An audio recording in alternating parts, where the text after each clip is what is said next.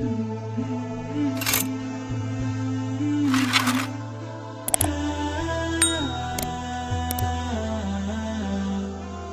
billahi minasyaitonir rajim. Bismillahirrahmanirrahim. Assalamualaikum warahmatullahi wabarakatuh. Alhamdulillah wassalatu wassalamu ala Rasulillah Muhammad ibn Abdullah wa ala alihi wa sahbihi wa mawalah. Amma ba'du. Hamba Allah yang selalu dirahmati oleh Allah Subhanahu wa taala, di dalam surah Al-Qur'an surah yang ke-111 surah Al-Lahab. Surah ini turun di Mekah, Makkiyah, 5 ayat, diturunkan setelah surah Al-Fatihah. Bismillahirrahmanirrahim. Tabbat yada abi lahabi wa tab, ma aghna anhu maluhu wa ma kasab, sayasla naran dhata lahab, wa imra'atuhu hammalatal hatab, fi jidha hablum min masad. Sadaqallahul azim. Binasalah kedua tangan Abu Lahab, dan sesungguhnya dia akan binasa. Tidaklah berfaedah kepadanya harta bendanya dan apa yang dia usahakan. Kelak dia akan masuk ke dalam api yang sangat bergejolak, dan istrinya sebagai pembawa kayu bakar yang di lehernya ada tali dari sabut. Ada. Al-Imam Bukhari meriwayatkan dari Ibnu Abbas radhiyallahu anhu, anna Nabi sallallahu alaihi wasallam kharaja ila al-badkhai fa sa'ada al-jabal wa nada ya subaha wajtama'at ilaihi quraishin baqal ara'aytum in haddathtukum anna al-aduwwa musbihukum wa mumsikum akuntum tusaddiquni? Qalu na'am. Qal fa inni nadhirul lakum baina yaday adabin syadid. Qal Abu Lahab alihada jama'atana? Tabbal laka fa anzalallah tabbat yada abi lahab.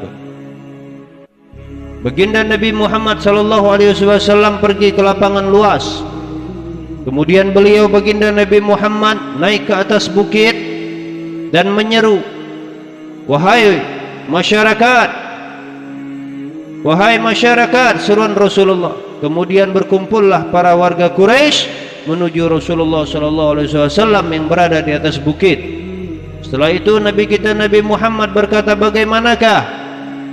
Jadi di atas gunung, di atas bukit, baginda Rasul berkata, bagaimanakah pendapat kalian bila aku beritahukan kepada kalian bahwa musuhmu akan datang menyerangmu di waktu pagi dan sore? Apakah kalian akan membenarkan perkataanku ini atau berita dariku ini?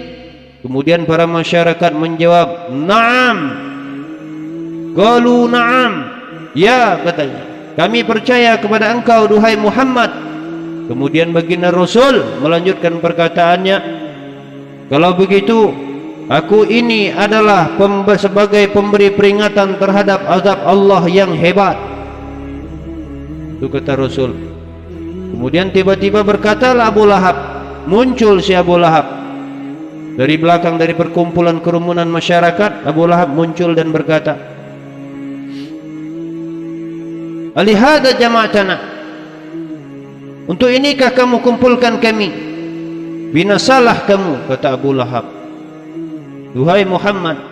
Kemudian Allah Subhanahu wa taala menurunkan surah Tabbat yada abi lahabi wa tab, yaitu rugilah, sia-sialah dan sesatlah perbuatan dan usahanya. Ada. Saudara-saudaraku wahai mukmin yang dirahmati oleh Allah Subhanahu wa taala, Abu Lahab ini adalah salah seorang paman Rasulullah sallallahu alaihi wasallam. Nama beliau aslinya Abdul Uzzah bin Abdul Muttalib. Nama panggilannya Abu Utaibah. Jadi sama, Abdul Uzza bin Abdul Muttalib, sedangkan ayah Rasul Abdullah bin Abdul Muttalib. Dinamakan Abu Lahab kenapa? Karena wajahnya Abu Lahab ini sangat bercahaya. Dia adalah orang yang paling banyak sekali menyakiti baginda Nabi Muhammad SAW dalam dakwah beliau, dan sangat membencinya. Si Abu Lahab ini menghina meremehkan dan meremehkan agama kita, agama yang dibawa oleh baginda Nabi Muhammad SAW. Ketika Rasulullah SAW menyeru, wahai umat manusia, katakanlah tidak ada Tuhan melainkan Allah, la ilaha illallah, maka kalian semua akan berbahagia, kata Rasul. Sedangkan orang-orang ketika itu berkumpul mengelilingi beliau, jadi mengelilingi baginda Nabi kita Nabi Muhammad. Si Abu Lahab ini merapatkan diri dengan suruhan baginda Nabi Muhammad untuk mengumpulkan warga, berada dia di antara para masyarakat atau berada di antara para berkumpulan. Kemudian dia berdiri sambil berkata, sesungguhnya dia Muhammad adalah orang yang murtad dan dusta. Ini kata Abu Lahab. Dan dia menguntit baginda Nabi Muhammad kemana saja beliau pergi. Watab itu artinya sesungguhnya dia benar-benar telah rugi atau binasa. Abu Lahab juga pernah mengatakan, bila yang dikatakan oleh anak saudaraku ini benar, maka aku, sumpah Abu Lahab, maka aku akan menebus diriku di hari kiamat nanti dengan harta dan anakku. Ini sumpahnya Abu Lahab. Maka Allah Subhanahu wa taala menurunkan ayat selanjutnya, tidaklah berfaedah ma aghna anhu maluhu wa ma kasab. Tidaklah berfaedah kepadanya, maksudnya kepada Abu Lahab itu, harta bendanya dan apa yang telah diusahakan oleh Abu Lahab ini tidak ada gunanya. Jadi termasuk daripada sumpah, yaitu anaknya. Jadi dia bilang, aku bersumpah bahwasanya seandainya perkataan Muhammad itu benar, dia berkata tidak ada faedahnya harta bendaku, aku menebus diriku di hari kiamat dengan harta dan anakku. Jadi sumpah Abu Lahab ini, dia bersumpah kalau Nabi Muhammad itu benar, maka dia bersumpah katanya, aku akan menebus diriku di hari kiamat dengan harta dan anakku. Namun dalam ayat ini tidak ada faedah, tidak ada gunanya. Kemudian selanjutnya firman Allah Subhanahu wa taala, sayasla naran dzata lahab. Jadi Abu Lahab ini sudah dijanjikan oleh Allah, yaitu kelak dia akan masuk ke dalam api yang sangat bergejolak.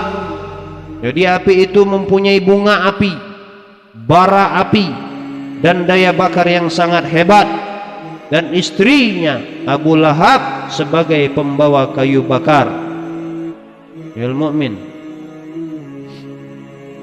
ketika istri Abu Lahab ini, maksudnya istri Abu Lahab ini adalah termaksud salah satu wanita yang sangat terhormat atau terpandang.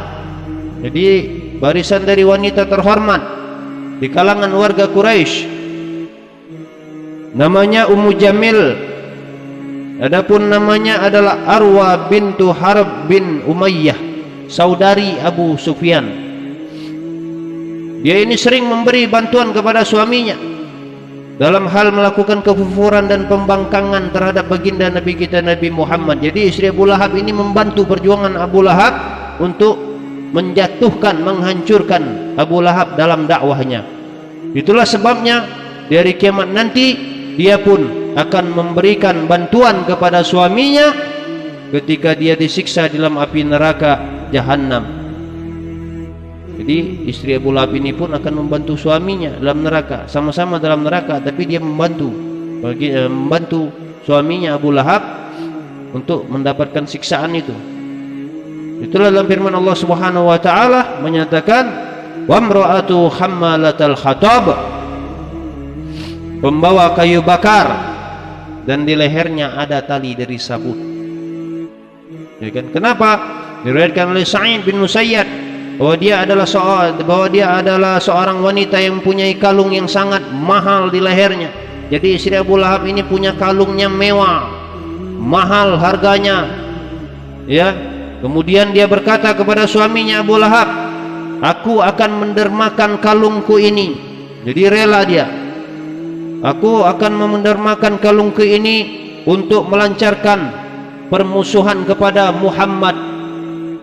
Jadi dia berikan, dia relakan. Kalungnya mahal, terkenal Abu Lahab ini, istrinya ini. Ummu Jamil.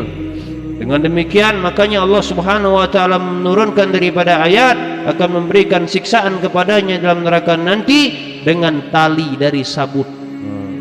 Diganti dengan tali sabut.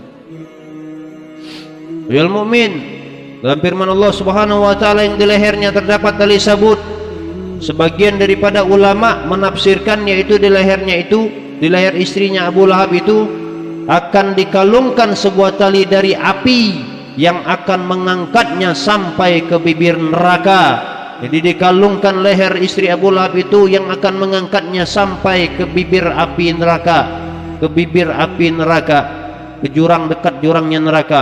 Kemudian dilemparkanlah ke dasar neraka, dan demikianlah seterusnya ayol mukmin.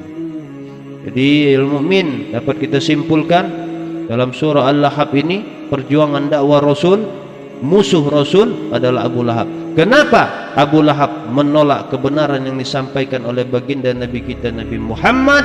Karena beliau takut kehilangan kemuliaannya, takut kehilangan kehormatannya, karena dia merasa dia pamannya Rasul, dia merasa lebih tua dari baginda Nabi kita Muhammad, sehingga dia menolak.